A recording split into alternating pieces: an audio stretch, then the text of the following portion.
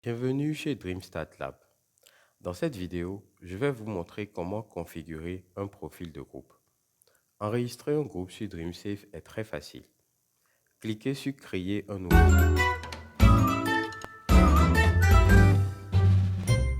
Cliquez ensuite sur Commençons. Créer un groupe sur l'application DreamSafe est simple. Il vous suffit de renseigner les informations ci-dessous.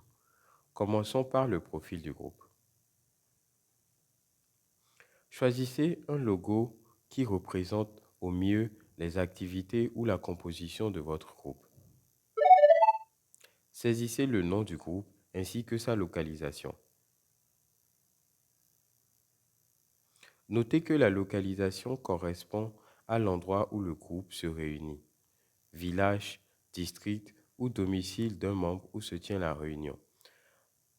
Nous allons bientôt avoir une fonctionnalité qui vous permettra d'ajouter le nom du village dans lequel le groupe se réunit. Cette fonctionnalité se trouvera juste en dessous du nom du groupe.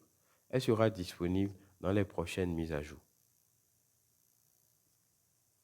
Vous devez ensuite choisir la nature du groupe. S'agit-il d'un groupe réel ou d'un groupe de pratique? La différence entre les deux a été expliquée dans la vidéo précédente. Nous allons choisir groupe réel pour l'instant et cliquer sur Suivant.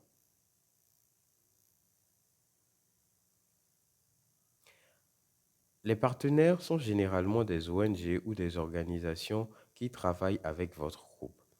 En général, ces partenaires ont déjà signé un accord de partenariat avec Dreamstat Lab. Si votre groupe a été encouragé par un tel partenaire à utiliser l'application DreamSafe, appuyez sur Oui. Saisissez maintenant l'identifiant du partenaire. Cet identifiant vous sera fourni par l'organisation partenaire. J'utiliserai 1, 1, 1, 1 pour cette vidéo de démonstration. Certains partenaires ont attribué des codes au groupe pour les identifier facilement. Si c'est le cas de votre groupe, saisissez le code de votre groupe. Si vous ne l'avez pas, vous pouvez laisser ce champ vide et appuyer sur Suivant. Ce champ est facultatif. Autorisation du partenaire. Le groupe devra décider s'il autorise le partenaire à consulter ses données collectives.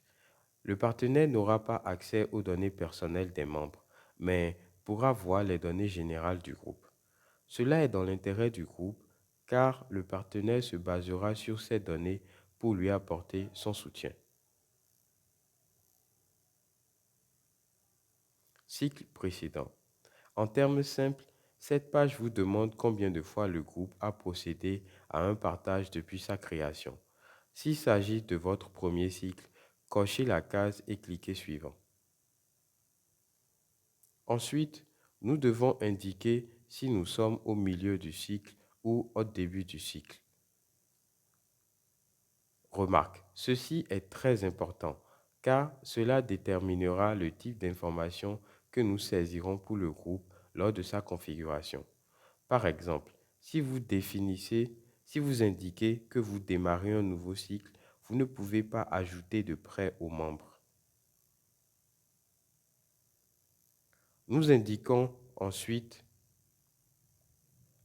le nombre de réunions que le groupe a déjà effectuées. 2, par exemple, si le groupe en a déjà effectué quelques-unes.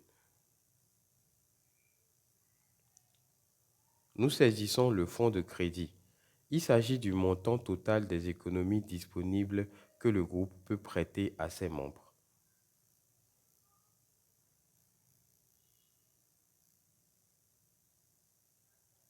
Nous saisissons ensuite le montant total disponible dans le fonds de solidarité et nous cliquons sur Terminer.